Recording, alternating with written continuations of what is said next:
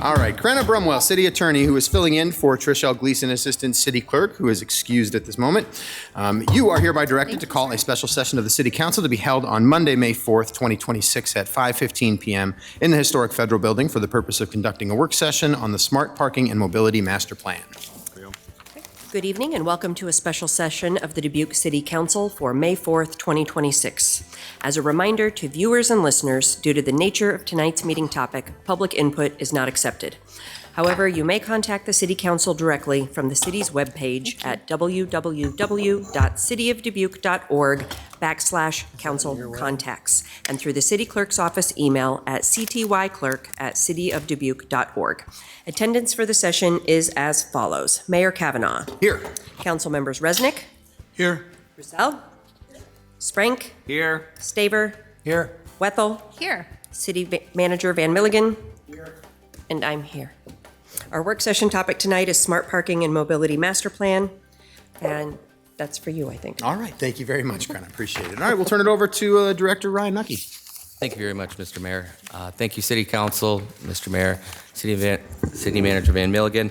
I'm Ryan Nucky, the Director of Transportation Services, and tonight for this work session, we're going to review the on-street and LPR work session. Can you guys see the PowerPoint? Not quite yet. Eric's doing a switch over here so we can get to the PowerPoint and off the live screens. Now we've got it. Yep. Fantastic. Yep. So there's going to be a lot of information in this. There's a lot of references to other cities around the Midwest. As we go through this, please note down questions. We can go through questions at the end. I have with me tonight Russ Deckline, our Operations Supervisor for Parking, Brian McGann from Walker Consulting, and Joey Leak from our transportation team to also answer questions when we get there. With that, we have 6 different sections we're going to look at. I do want to review reasons for the parking regulations. We're going to look at that from multiple different scopes. We're going to look at the mobile app and kiosk parking RFP results. We're going to look at some time limit parking, mobile LPR systems, Midwest city comparisons, and you're going to find we have quite a few of them in here, and we have the basic information on those cities. I didn't go down to the nitty-gritty because we don't have enough slides. So we have the basic general information on them, and then we have our parking department recommendations. Reasons for parking regulations. With this, we wanted to look at it through multiple scopes. So downtown, we do have schools downtown, and we are getting the new UD school downtown. So as we look at this, parking controls ensures visitor turnover near school entrances, keeping people moving through there. It reduces the long-term parking in high-demand areas, as in front of schools for drop-off and pickup. It improves safety during drop-off and pickup times, as in people aren't parked there all day. And it manages overflow in the parking during events. The big thing we're looking at here is we're talking why we have parking regulations. If we didn't have any regulations downtown, people could park their car, let it sit all day or multiple days and not move it, and we'd have to wait till street storage hit. So there's multiple reasons why we have our parking controls. It encourages students to use designated lots. We see that throughout the city, also in our residential districts. Parking controls create a fair system for all users. So as far as schools, everyone pays only for the time they need, ensuring equal access for parents, staff, substitute teachers, and service providers. People are going in and out of schools all day long. So we want to make sure people are getting the correct parking spots and not having to park 6-7 blocks away. It also supports neighborhood relations, which we see with some of our districts that we have. And then it makes parking behavior more predictable with the information that we can get, and we can look at peak times, demand, and safety needs. If we look at parking controls from a residential eye lens, it allows flexible times. So with the controls, people choose how they want to stay instead of being forced to leave after a fixed time. There's no need to rush. We can always add time to the apps as needed so people aren't watching their clocks all the time. It allows for the ability to extend time remotely, as in you don't have to go back to a kiosk if you have an app, and you can literally just use your phone and update the time there. Fewer disputed citations. With this, it's cut dry what it is. If you're out of time, you're out of time, and a citation will be written. And more predictable parking. Again, it gives us that data, it lets us know when spaces are available, and it reduces people circling the blocks. Another thing it does for the residents is it's a fair use of prime spaces. It allows for better support for longer errands. It's an improved downtown experience. So as far as people coming down, they don't have to worry about if they park and I have to move the car in 2 or 3 hours. They can park and, hey, we're having a great time. Let's extend our time out. And then the other thing is clearer rules. So as you go up to these kiosks or use the mobile app, you'll clearly see the rules that you need. Controlled or time parking does that also, but with a mobile app, you're able to put it in your hand and have it in front of you. Now, I do want to stress, when we look at businesses, we see this, and we saw this through COVID, as in we did not monitor the meters with parking enforcement. We let it wide open, and Russ Deckline spoke to this at the last meeting that we had. We were receiving phone calls that people aren't moving their vehicles. My customers can't get to our store. We do Small Business Saturday in the city, and with that, we still get some businesses that call us and say, hey, it's great you're doing this, but I know that people from this business are parking right across the street from my shop. It's not helping me a lot. So there's a give and take to it. With that, we want that customer turnover for these businesses. It increases customer access to storefronts. It reduces the employee and residential parking in front of stores, and it improves perception of availability. Another reason for businesses, we don't want people circling the downtown 24/7 to find a spot to get to a business. We want them to be able to pull up, find the free space, go in, and support the community. Creates fair access for all customers, helps attract out-of-town visitors, and it reinforces the value of curb space. So when we're talking downtown businesses, the data from that is so important, and that's where a controlled parking system allows us to have that, where we can keep that turnover going by adjusting the rates on the blocks. So our core downtown, where we have consistent parking, if we want to create that turnover, we adjust rates so people park accordingly. Our on-street parking is not meant for a full day parking. If we have people coming downtown to park for a full day, we want them to use our parking lots, which we have 18 downtown. We also want them to use our parking ramps, which we have 7 of them downtown. They're built to carry that capacity. Our downtown is pull downtown, utilize what you need, and then move your vehicle so other people can utilize the downtown. And as we go through this, you'll see that other cities have built different aspects to keep people moving throughout the downtown and to actually park outside that downtown area. As we look at the city and why cities have parking controls, everyone gets equal access to limited parking rather than early arrive for long-term parkers. It discourages long-term storage of vehicles, which we've seen downtown, and that's why we monitor that. Encourages the use of off-street parking options. And this is the parking ramps and the lots we're talking about. The curb is a very valuable spot. And we want people to be able to run in and get their coffee and then run into the clothing stores to pick up what they need. We don't want people parking there all day, staying there all day, and congesting our downtown. It also supports urban economic development, generates revenue for public services, and that revenue that's generated, we put back into our parking lots and our ramps and our on-street equipment.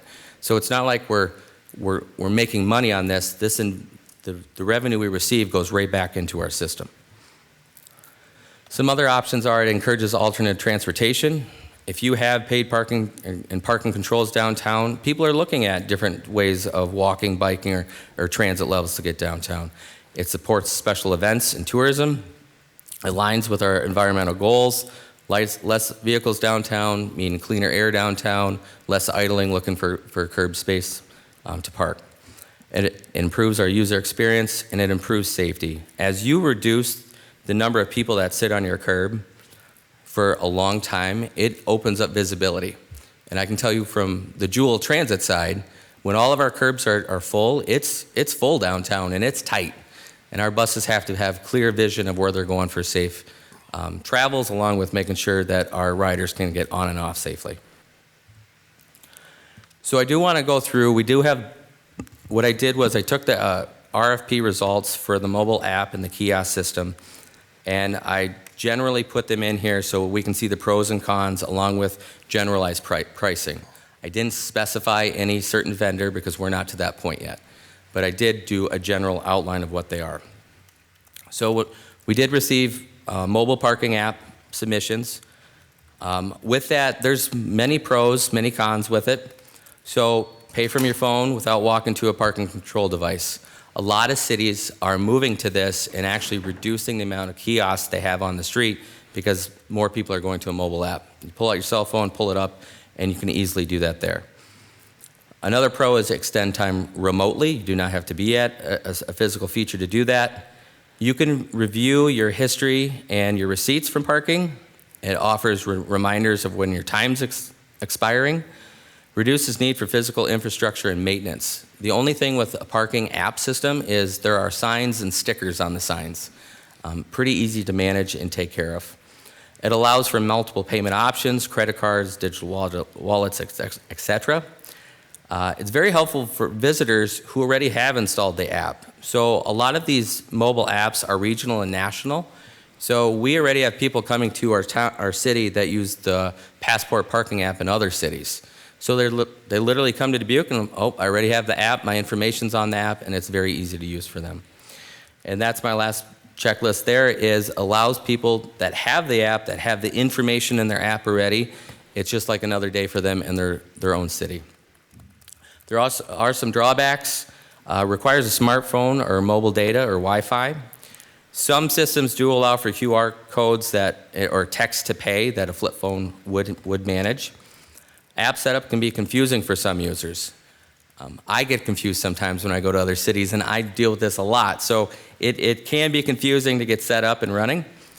You can have technical issues. Your app crashes, poor cell signal, you forget your password. I mean, everyone has 27 passwords.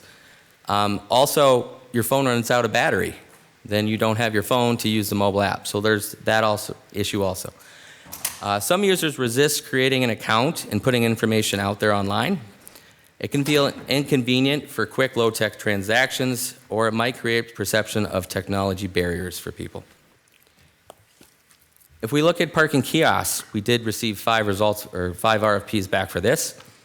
The pros are it's easy, familiar, little to no technology to learn. You walk up, you have a touch screen usually, or a keypad, you put your information in. It's there, it's physical, you're able to touch it, and a lot of people like that feeling. Works for people without smartphones. You do not have to have the app, you do not have to have a mobile wallet. It could be a cash transaction, so people do not feel like their information's out there. You do not need an account or an app to set it up. It's good for one-stop shops, as in you can pull up, use the kiosk, and away you go if you're just traveling here. It provides a physical presence that reassures people the system is working. I am one of those individuals that I like to have a receipt in my hand, so I can say I paid for that. Having something directly on a phone sometimes bothers me. I'm like, is this accurate? Is this done correctly? So I like to have that physical paper in my hand. Cons, it requires use It requires users to walk to and from the kiosk. Machines require maintenance and repairs. The cash and coin handling costs. It also requires users to walk a variable distance to a kiosk. So no matter what, you got to get to one. But what we found when we looked at other cities is they're actually slowly removing kiosks and pushing people to the mobile apps. It's a cheaper maintenance cost for the cities, but also it's something that people are moving to. They have their phones. I'm going to say it, their life's on their phones. So if they have the app, the amount of kiosk systems in some of the cities coming up are actually reducing.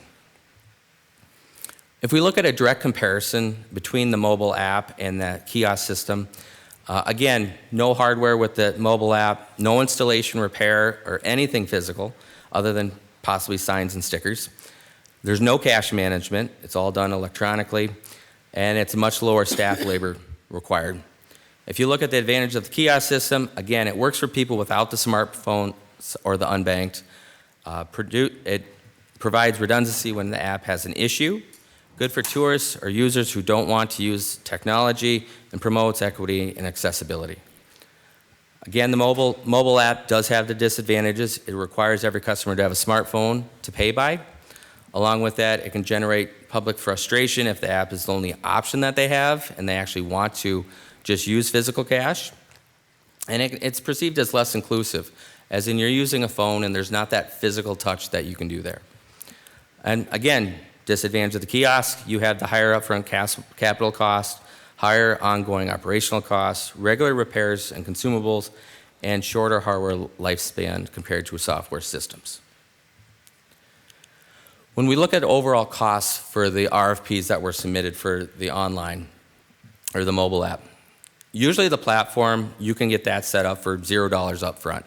Most mobile apps are $0 up front unless you're looking at specializing your platform for the city you have. There are some charges for small annual service fees for custom features.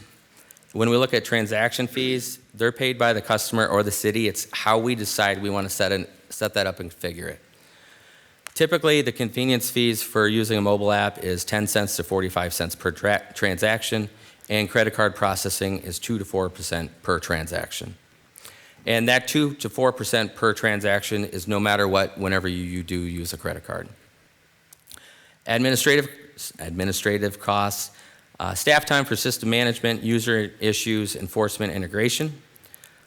Technology support, we have to integrate it with our enforcement system. We have contract management of the contracts we get to put together, but there are minimal hardware needs for this. So when we're looking at an annual operating cost, it's going to be between $0 and $5,000 depending on the platform that we build and go with. There is no per device operational expense because there are literally no devices that we install for this. And then with that, credit card processing fee, as I mentioned before, it's between 2 and 4%, which applies to any credit card that is used. When we look at the parking kiosk system, this is going to have the upfront costs, like we discussed. So we spec'd out 263 kiosks for the downtown Dubuque. And this literally, we have the entire meter district and lots covered in these. As we did further research, we believe that that would be very sufficient. But as we were reaching out, we believe we could actually scale this back a little with what we're finding out from other cities. So when we're looking at upfront costs for kiosks, they're ranging from $1,500 to $7,000 per kiosk system. And you guys know what a kiosk is. You walk up, it's got the device. It either has a keypad or the touch screen. You can use cash, you can use coin, you can use your credit card. There's text to pay on them. So multiple different ways we can use those.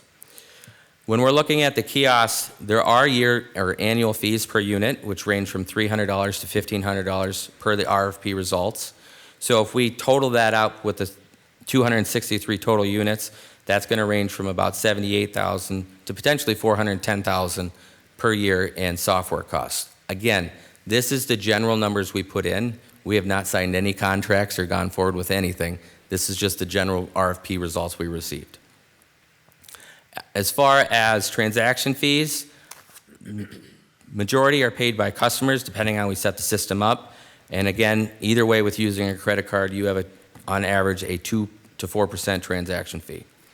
As far as admin costs, staff time for system management, user issues, and enforcement integration, costs for cash collection, along with system repairs by parking techs, and then technology and support, its integration with the enforcement system and the contract management. So if we look at a total cost to have kiosks on our streets, we did an average of what we do today with our meters that we have. So we're going to have anywhere from $34,000 to $36,000 in just maintenance and cash collection on these units. When we're looking at software, again, this is the broad range of software. None of this has been negotiated at all. The RFP results were $78,000 to rate at $410,000. And then when we look at credit card processing fees, that's between 2 and 4% per transaction.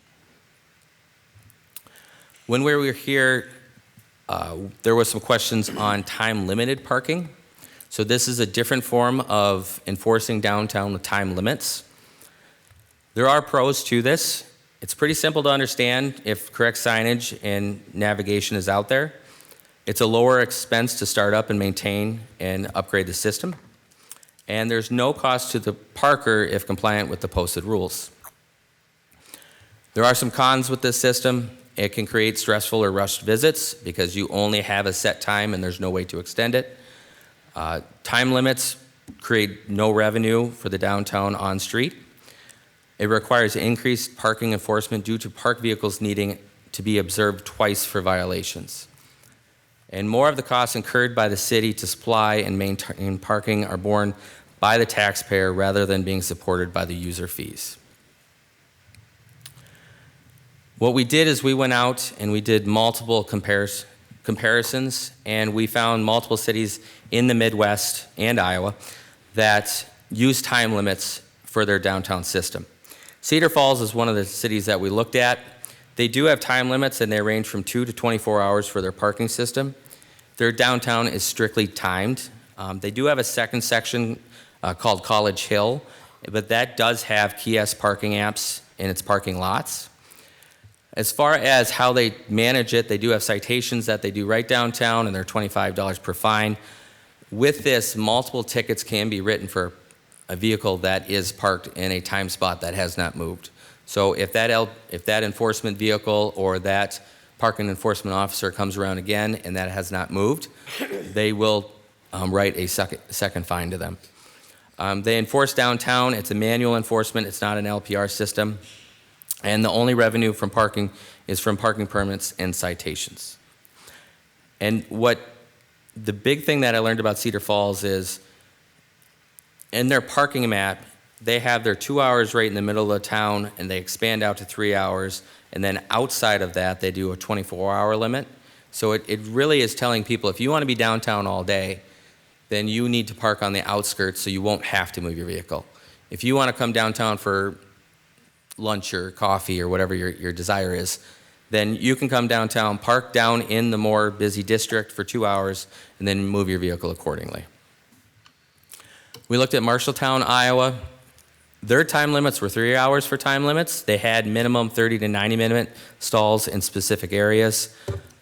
Their public parking lots are free downtown. As far as citations, is a $20 fine. Enforcement was a manual operation, and their parking enforcement officer, 50% of his time was dealing with parking, 50% was city nuisance calls. They did not have any paid downtown parking locations. One thing to note is with Marshalltown, their downtown area that they managed was 3 blocks to 6 blocks. I want to reference the city of Dubuque. We go from 1st Street all the way to 18th Street, from Bluff Street down to Washington. Our area is quite broad that we cover. We also pulled up Burlington, Iowa, and we physically called all of these cities and spoke with them. We looked online, received information, and then we had the questions of, well, how do you do that, and how does that work, and how do you like that? So Burlington, Iowa, they do have 2-hour time limits. They have 3-hour time limits directly off of Main Street. Again, they have their main corridor that they want people there 2 hours. They push people out further for 3-hour time limits. And then further out from there is free parking. The biggest concern that they had was employees parking in the time limit zones and not moving or just parking there to eat up time. They do have reserved parking lots and some free lots and spaces, but they do not patrol these lots. So our PEO officers patrol everything that we have to make sure that if you do have a reserved spot, it's taken care of and it's your spot. Where in this scenario, if you have a reserved spot and somebody's in it, you're the one that has to call either the parking division or the tow truck. It's monitored strictly by people with the reserved parking. The PEO team is walking. They're chalking tires currently. And again, they have a $15 citation if you're past the 2 hours, and multiple tickets can be written. Along with citations and reserved parking are the only generated revenue downtown. Eau Claire, Wisconsin was another one we looked at. This one is a little bit bigger city. Again, they currently have 2-hour time limits downtown. And as I talked to him, I started bringing up, how do your time limits work? And his first thing was, we're starting to move away from this. So they currently have 2-hour time limits. Citations are $15 for anyone past 2 hours. Again, multiple tickets can be written. They do have a license plate recognition system. If I reference this as an LPR, That's what I'm talking about. I'll try to say license plate recognition system, but we use that verbiage all day long. Time limits are hard to enforce. It requires multiple passes to enforce. And again, business employees are the biggest time limit issues, and there currently no downtown revenue from this. And as we spoke on the phone, Eau Claire is working on moving away from this system. They're moving away to hopefully create more turnover on their downtown. They're looking at a kiosk system with the Passport app. They're looking at the same model we're looking at. We want to look at a pay-by-plate model, not a pay-by-space. Time limits are hard to enforce, and it takes multiple passes for them to actually create the citations. So downtown currently they have 3 kiosks in their parking lots, 6 in their ramps, and they're going to be adding anywhere around 20 more to the downtown area as they move away from this 2-hour systems. And again, their downtown area was 3 blocks to 7 blocks long. Again, that easily fits in our downtown area. I did want to do 2 comparison slides of time limits versus paid parking. And there's multiple things we could have added. These were some of the top ones we wanted to discuss about. So as far as we look at purpose and effectiveness, it encourages turnover, but often inconsistently enforced. And effectiveness depends on the staff. So if you have a 2-hour time limit downtown, as your enforcement goes through, if it's a 2-hour limit, they're either going to chalk the tires, which we don't want to chalk tires. We want to have an LPR vehicle. And then that vehicle has to go back through the system to see if anybody didn't move their vehicle.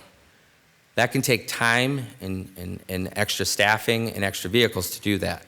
And also, if people pull into that spot right after you go through, I mean, they can be there for quite some time. They could park downtown for up to 4 hours and not have to move their vehicle in prime locations. So when we look at user experience, time limits can cause stress and rush visits. As in the paid parking world, it's more flexible. You get to choose how long you want to stay downtown. If you want to stay longer, you can extend it on your phone. Again, you can build price points in the paid parking. So if people do want to be in the downtown district and it's a hired paid parking spot, that's their choice to park there. You can build the model so it kind of cascades out. So the cheaper parking is on the outside, and as you move more downtown, that price would increase. There's a big impact on businesses. Time limits may discourage it would discourage longer shopping, possibly, along with dining and appointments. With paid parking, it encourages the turnover while still allowing longer stays when needed. Revenue and reinforcement. Time limits, no revenue. It requires city funding for the enforcement, whereas paid parking generates revenue that can improve the downtown parking system. When we look at enforcement, time limits, again, you have to go through and see these vehicles at least twice to be able to write a citation or to have them be moving. Where in the paid parking world, it's easier to enforce. It's very clear. There's time limits built in, or there's time built into the system that's systematically driven. Behavioral outcomes, time limits, again, encourages spot shuffling. When I reference spot shuffling, people will take their vehicle from this parking stall and move it forward to other parking stalls. Certain cities had only one set time. So if you pulled downtown and you were on a block and your 2-hour limit was up, you have to move that block. If they find you on the same block face, they write you another ticket. With paid parking, it reduces unnecessary circulation because people no longer need to move their car to extend their stay. As far as flexibility, time limits, one size fits all. That's the setup. It can't adapt for block demands, where in paid parking, pricing can vary per location and time of day to match the real world patterns. As in, we have our rushes downtown. We can set a system up to handle that rush. Then as that rush dissipates, we can switch our downtown parking to accommodate more of a slower system. As far as modernization, time limits, outdated approach that doesn't integrate well with smart city tech. It's very hard to collect data from time limits, just due to the fact that if you don't have an LPR system that can geo-fence the occupancy levels, you won't be able to see that. Where if we have paid parking, it's supported by mobile apps, occupancy data, and we can do dynamic pricing to keep people moving throughout the downtown. So I've mentioned through here that there's current revenue that's generated, and in the city of Dubuque, we do have revenue that is generated. Our downtown meter districts over the past couple years generate anywhere from $600,000 to $640,000 a year for all of the meter systems that we have. And then when we're looking, again, the kiosk systems will also affect the lots. Our downtown parking lots generate anywhere from $175,000 upwards of $225,000 in the last couple years. So I do want to discuss the mobile LPR system. We had 2 vendors submit for this. With this is a great efficiency of staff time use. So in our current day, we literally go park our vehicle, our parking enforcement officers are walking throughout the downtown. Residential districts, we're still driving because we can see stickers the majority of the time. But downtown, we're walking throughout the downtown, and it's not a very efficient system. And then with our parking app, we literally have to put in license plates to make sure that they've paid for these apps. It's a very labor-intensive system we have. I'm not here to tell you that I want our team to write as many tickets as possible, because that's not what I want our team to do. I want people to use our downtown parking system honestly and pay for the spaces they have, and then our parking team wouldn't have to write the tickets.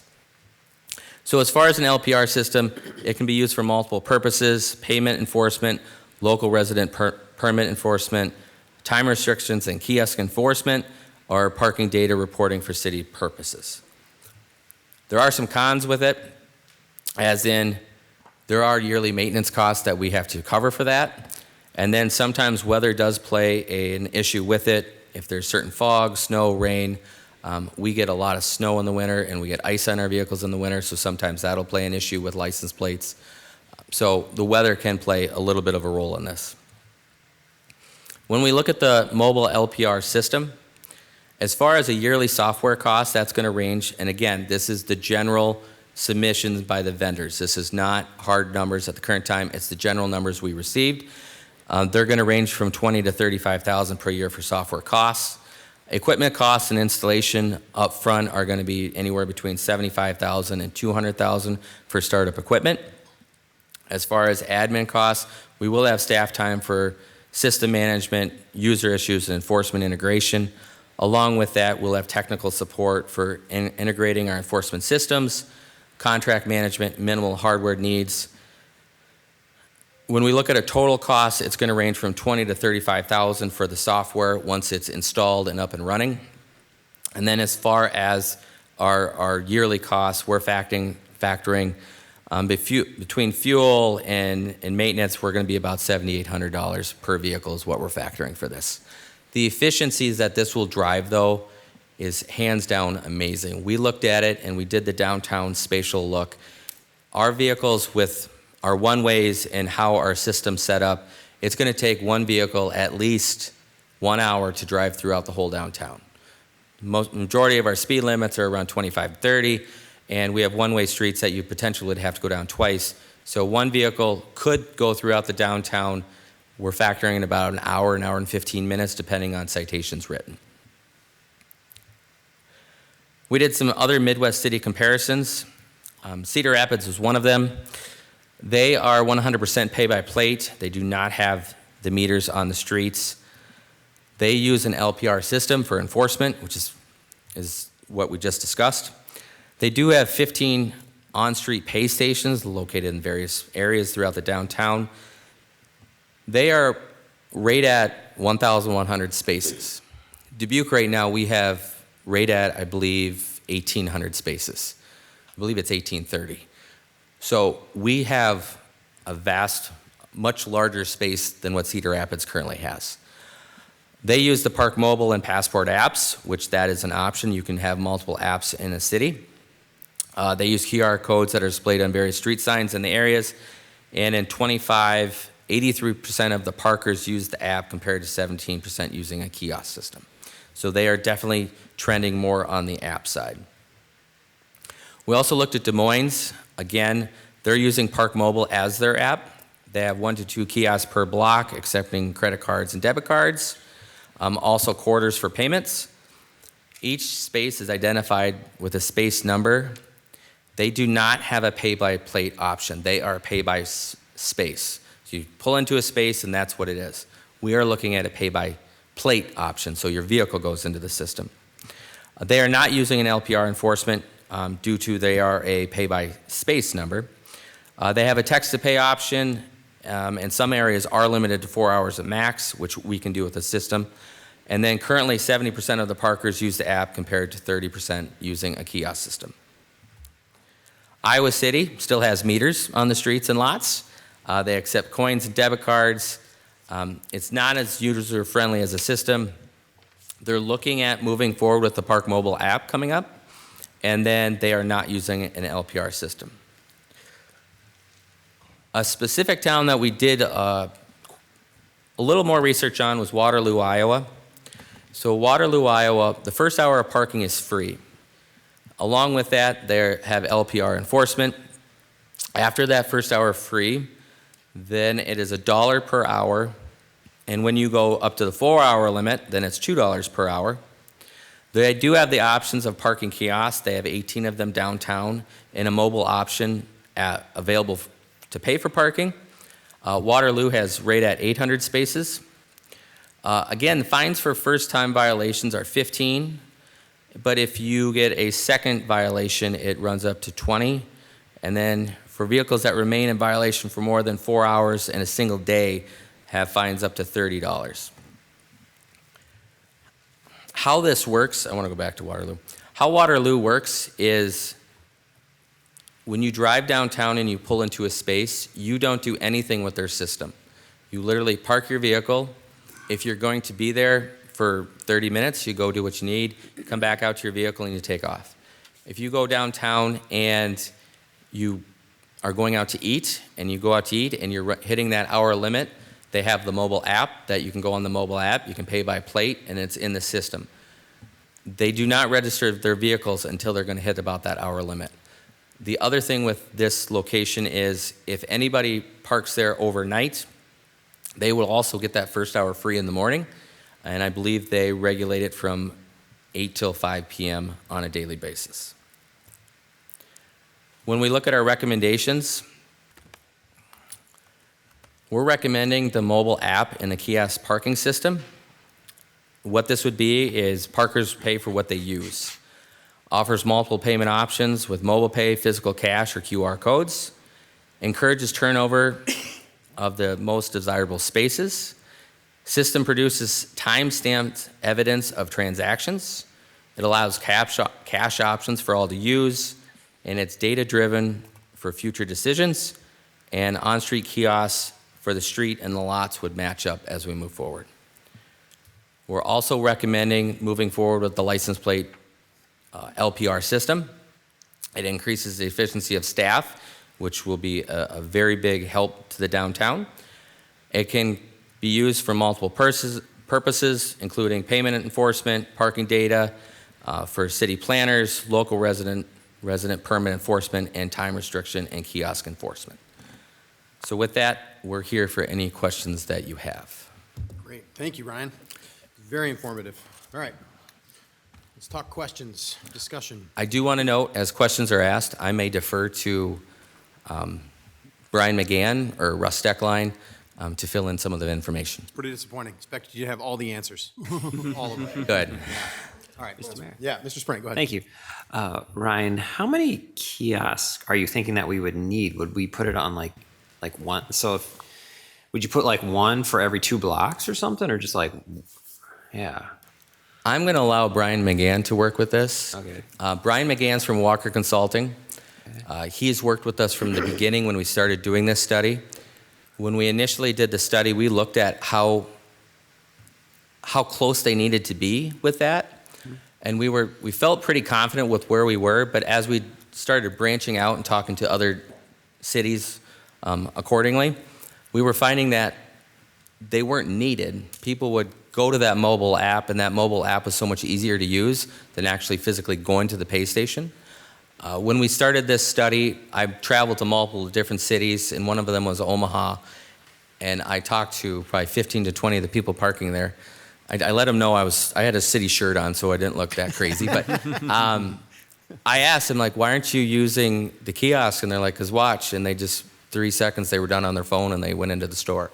So it's a big change that way. And then overall expense-wise, they're cutting them back and it's reducing their overall costs that they have to have. So we spec'd it out at $263 and we're like, well, this will be super efficient for everyone. Then as we started to really dig deep into this, it's, well, people are going to start to drift to this mobile app. And with that mobile app, it would reduce the city's maintenance costs and overall annual costs down. So I'm going to let Brian answer this. I believe we could see a pretty drastic reduction in what we're looking at, though. Thank you, Ryan. Brian McGann with Walker Consultants.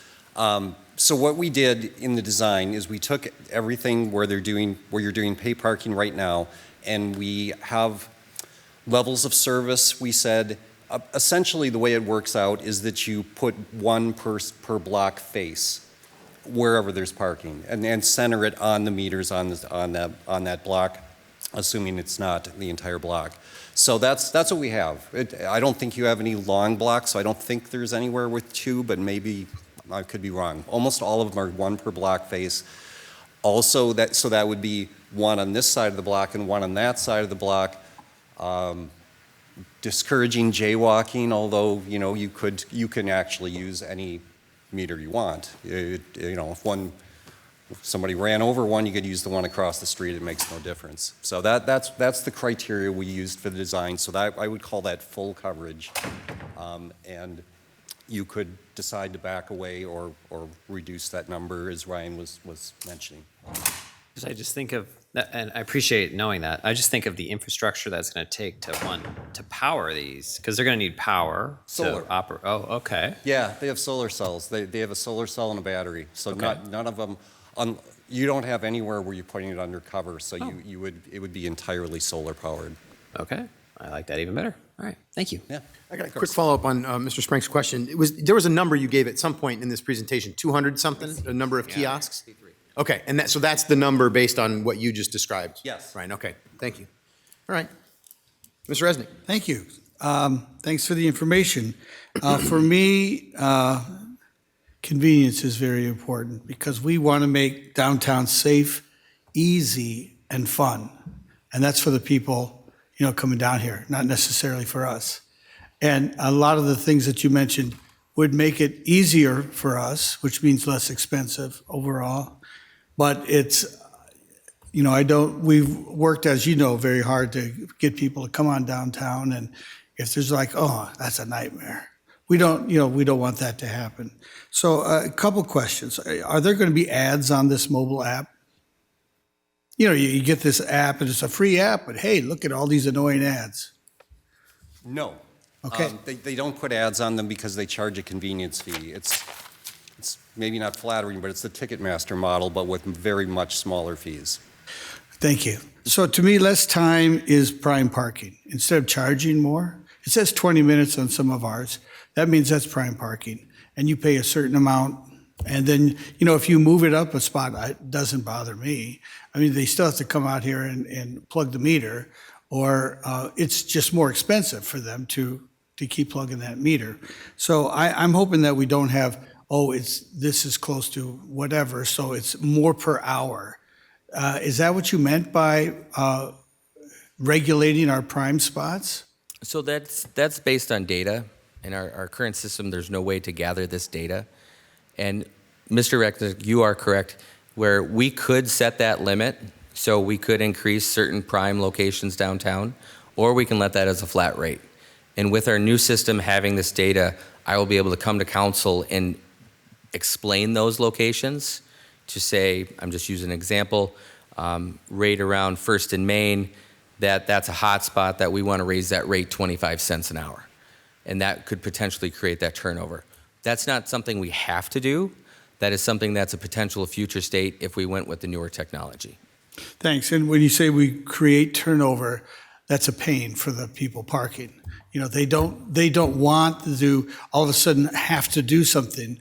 It's like, if it says 20 minutes, I got 20 minutes to do what I'm doing. right? And if that's, as long as that's, part of it, they know how long they have.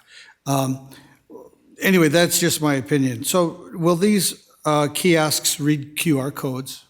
They will have QR codes, yes. Okay, so you can have, are we going to have they could purchase a card with a QR code, and that's it's identified as them, and they could just do this and then walk away? So the system will have, depending on which system we move forward with, we can put QR codes on the spaces. We'll still have spaces that are identified. We have a lot of businesses that use meter bags throughout the downtown and contractors. So we want to be able to do those meter bags for that convenience. So we'll still have those spaces downtown. And as they pull into the space, potentially whichever vendor we move forward with, we can have a QR code for both whichever apps we have, so they can scan that QR code and pay directly right there. Mm-hmm. Okay, thanks. Is there a device to detect whether a car or a truck is in that space? I mean, they have lots of things where you walk up to a light and it turns on automatically because it's detected something or someone is there. And then so that we could use that combined with this. So if somebody leaves, it starts over and they don't use the last 10 minutes of somebody else's. But, so somebody is there, somebody is not there, and we reset it. There are devices to look at whether a vehicle's in its space. I think the key thing to remember here is that we're not doing pay by space, we're doing pay by plate. So if you buy 4 hours of parking and your car is here or here or here, it doesn't, as long as you haven't moved to a completely different zone with a different rate structure, it's still going to be, you're still good for the 4 hours, I guess. And when the 4 hours is over, then you would need to pay more. One thing you mentioned, at least one of the cities in your example, that they had graduated rates. That's a thing that Omaha does. They do, if you want to stay an hour, it's $2. If you want to stay 8 hours, it becomes like $10 an hour or something. So they make it, and that's how you can create turnover. And these systems would support anything like that. Thank you. Thanks for great use of data, and I'm looking forward to more recommendations and making a decision. Thank you. Thank you, Mr. Mayor. Ms. Russell? Thank you. Well, I thought this was a great presentation. I loved all the options and showing the pros and cons. That was really helpful. I agree that we must have a cash option. It just has to be. I also like the app that reminds you when your meter's about to expire. So if you're sitting in a meeting or a restaurant, you just, go on your phone and add another hour or whatever. That's really helpful. I did not like the options that said the taxpayers would be paying the bill as opposed to the users of the parking. Not an option that I would choose. But I wondered if you could help me better understand the pay-by-plate or the license plate parking. How does that work? So I'm used to, I pull up to the spot, I pay for the spot where I am. My license plate doesn't really come into play. How has that changed? So how that will work is with an LPR system and with the new, depending on the vendor we go with, you create geogrids or sections of your downtown. So as you pull up to a parking space in the downtown, you will pull up the app or you'll go to the kiosk and you will physically type in your license plate, and you can type in your license plate and then you're going to park for 4 hours. So like Brian stated, as long as you don't move out of that geogrid area, you can move your car 4 or 5 times. It's perfectly fine with us. Because as the LPR system goes through, it's going to read your license plate is still in this area and your 4 hours is still active. The moment that you move outside that geogrid area is when you'd have to resupplement and repay by your plate. The reason we like pay by plate instead of the pay by space is it gives our users a lot more flexibility. And a lot of people remember their license plate and don't remember the space they parked in, and we don't want them walking to and from just to remember the space that they were in. So if I wanted to visit 2 downtown businesses in a few blocks, I could easily do that if Correct. it was in the same area. Correct. Okay. That's very helpful. So thank you. I do want to reference, we have the new technology in our parking ramps currently, and that technology in the ramps we made the decision to have that cash option in the ramps, and we have the pay on foot stations, and we've had that running for a couple months now, and we see very, very, very few people using that cash option. The majority of the people in the ramps are using the QR code or the credit cards as we move in and out of the ramps. That is another option as people park downtown. If they don't want to park on the on-street, our ramps, they can easily pull in, and we have plenty of capacity in the ramps. And again, they can use the QR code, they can use the pay on foot station or credit cards accordingly. The big reason for trying to get people off of streets is people that we don't want people spending 10 hours on downtown in a parking spot. It doesn't create that turnover for the shops. And with that, it also doesn't create the turnover for the schools and the residents that utilize the downtown. And that's where if we have people downtown parking in our prime spots and plan on staying there for 3, 4, 5 hours, we want them to go into the ramps. I understand they might have to walk an extra block or two, but it still allows it frees up that space on the street for people that just need to pull in to Jimmy John's to get a sub or to pull into a coffee shop to get something. People that are parking on the streets for 10 hours, we really want to push them into the ramps to free up that prime real estate on the street. So one more question. Mm-hmm. Did you say apps, plural, that we could have Yes. multiple apps? We can have multiple apps for the city. I can tell you right now, my administrative support team is saying, Ryan, don't say that, but we definitely can have multiple apps for our downtown. It's literally us enrolling with the app and just putting a different sticker/QR code on our signs. So if you were somebody from Des Moines and you were here in town and we're using the same app, you could, okay, that'd be great. Yes. Thank you. Thank you. Ms. Wethel? So thanks for the comparisons to other cities. I think that was really helpful and will be helpful moving forward. If you've seen one city's parking system, you've seen one city's parking system. It kind of looks like they vary with some common themes. One question I had was, you had quoted that we have 1,800 other actual spaces in Dubuque. Are you including our ramps when you say 1,800? No, so that's on-street parking. Okay, and the same for comparison system, cities like the 1,100 spaces in CR, they're on-street. Okay. And then a question on the parking kiosks. So the vendor platform fees and the maintenance, there's a vast difference. Wow.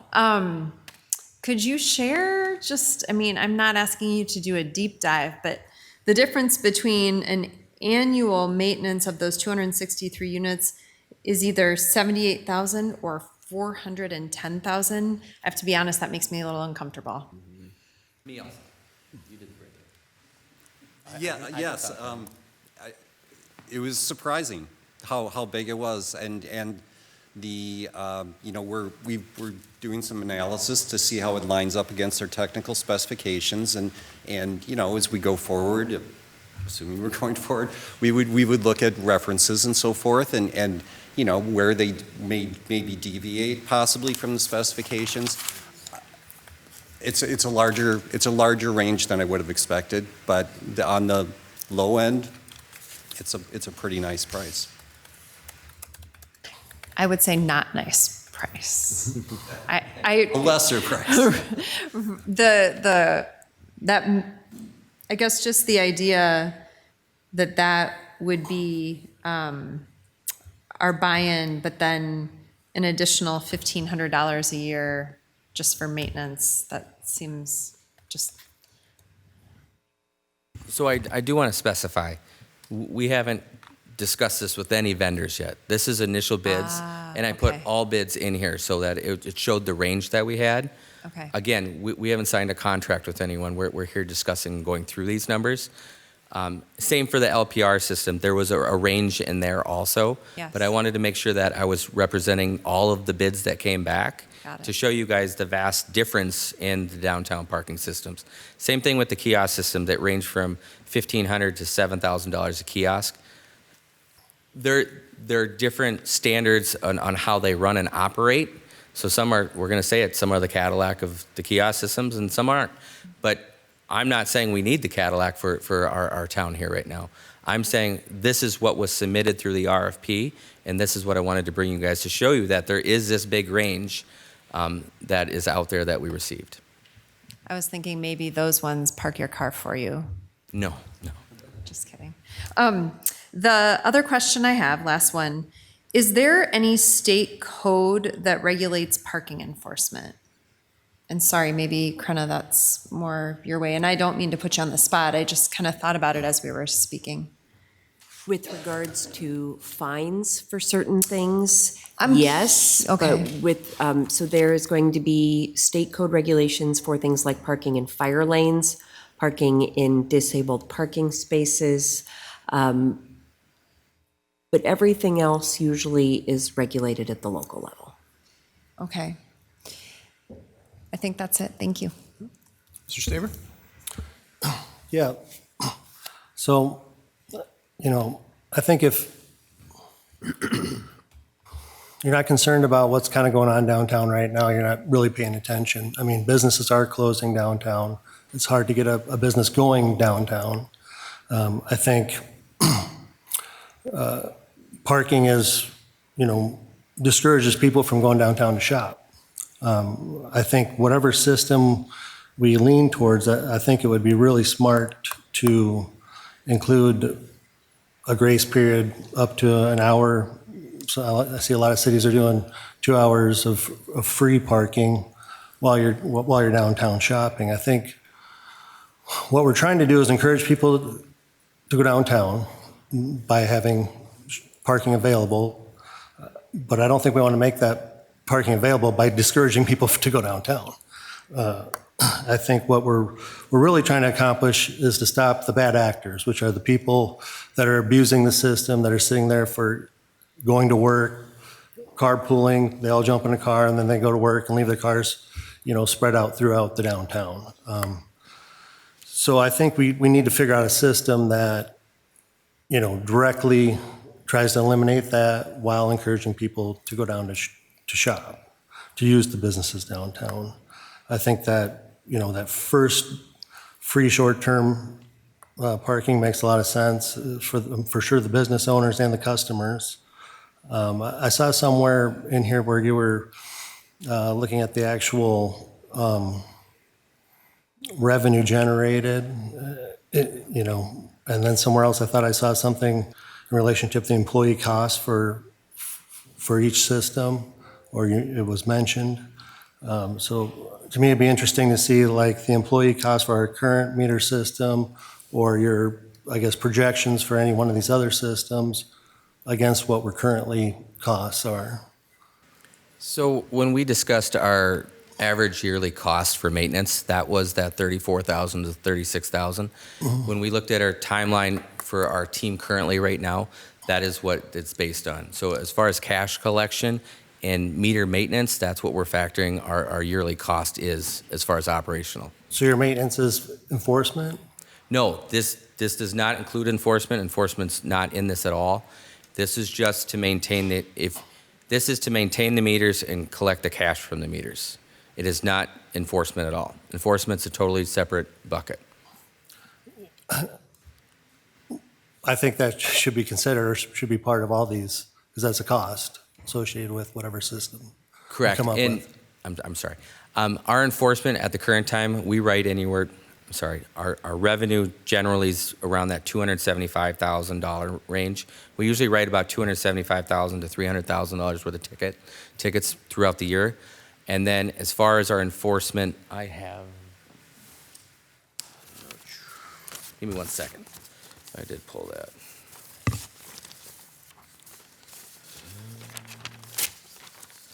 I know I have it. Our enforcement for FY25 is right around $243,000 in costs. Oh, I'm sorry. Our enforcement for revenue was right at $243,000 in FY25. And I believe that offsets the majority of our costs for our actual physical parking enforcement team. So there's, But that is a number I can come back to council with for sure. yeah, basically, I think what would be helpful is just what our net is Okay. at the end of the day. In terms of the kiosk, I think, I don't think that's a great place to start just because of the initial costs of, if you got 260 units, you're talking 400,000 to almost 2 million just to purchase the units. And then, like Ms. Bethel said, the giant yearly cost. The cost. And then you're kind of married to it. I think, if anything, I would like to see something kind of like a combination of Cedar Falls or a couple of the other ones. I think the LPR, is a lot lower cost, can support multiple, I guess, systems in a way.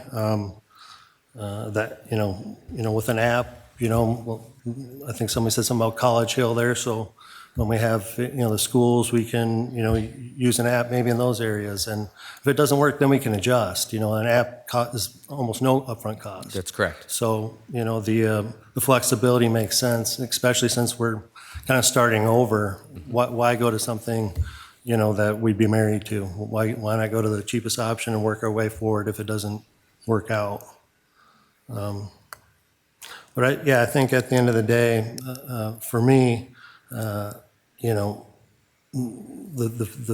initial free parking makes a lot of sense for customers and businesses. I mean, that's ultimately, I think, who we're trying to serve above anybody else downtown.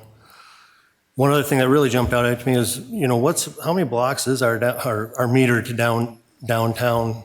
It seems like we're way expansive compared to these other cities that have double our population. So we have meters that start at First Street and run all the way to 18th Street, and then we go from Bluff down to Washington Which to is encompass the area. So it's 18, We have 1,800 meter spaces, yes. so we have 18 blocks by how many blocks? Oh.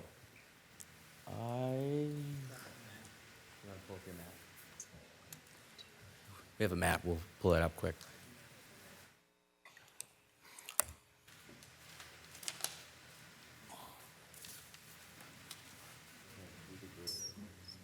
Oh, I'm sorry. I can tell you that. One thing I didn't put in there was a picture I show you guys every year for budget presentation.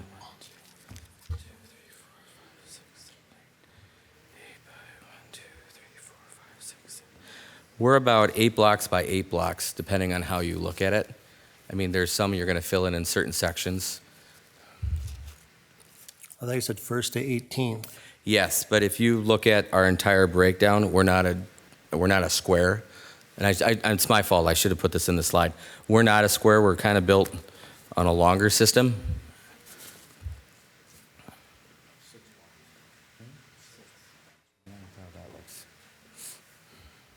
But I can definitely bring that back Yeah, to City but you Council. think we're approximately 8 blocks by 8 blocks? We'll have to define what technically the city block looks like. 260 kiosks would work into that. But you also have to remember we have the parking lots we're putting in it also. Okay.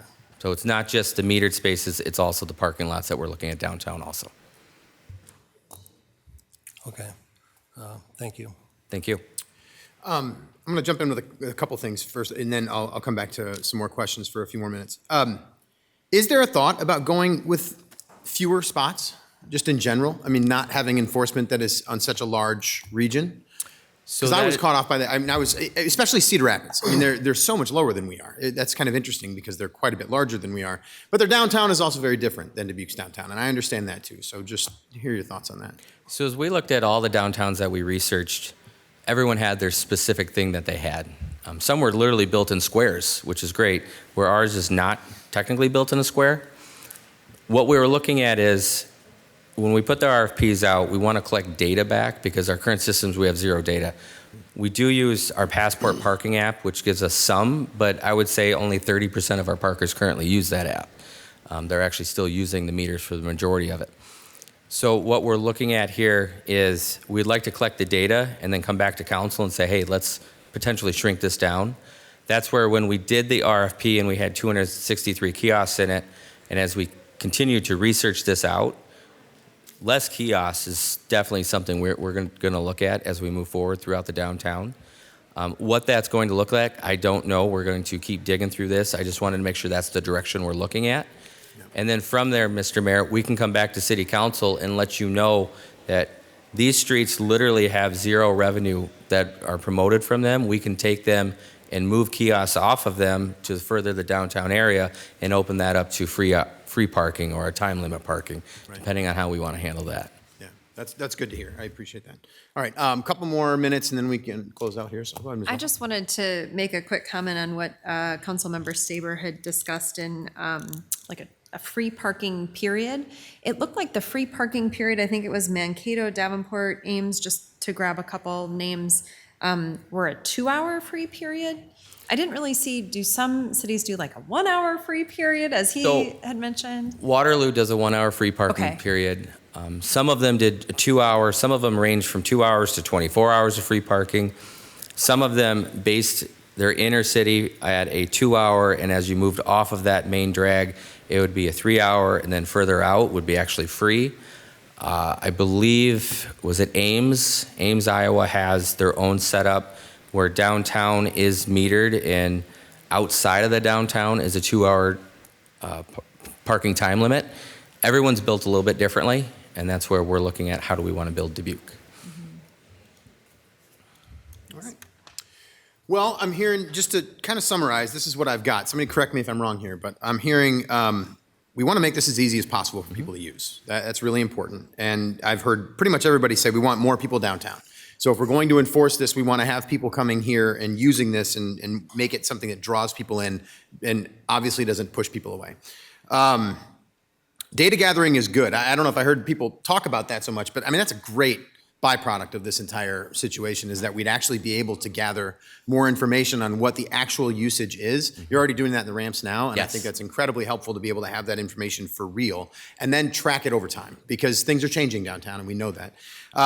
Last couple of things is I'm hearing there is definitely some appetite for some sort of a hybrid / flexible option here that could help people make the transition into this because we're basically time traveling from 1950 to 2026. I mean, that's what's happening here. So we need to make sure that we're helping people make that transition. And then obviously keeping costs in mind. I didn't hear a whole lot of excitement to go all in on the most expensive option here. It seemed like it would be a challenge for us. But we understand too that the price tag comes along with the ability to transition more slowly into this option. And I think that's part of it. Hopefully I wasn't way off in any of those summaries right there, but I do appreciate the information. This is, you did pack a lot in. You've been feeding this to us for a while, and I think this was a great package to be able to say, you know, this is everything that's going on. So thanks a lot for taking the time, and thanks for being here to be able to answer any questions. Thank you very much. Appreciate it. All right. Well, there's no further business in the work session, so we are adjourned until 6:30.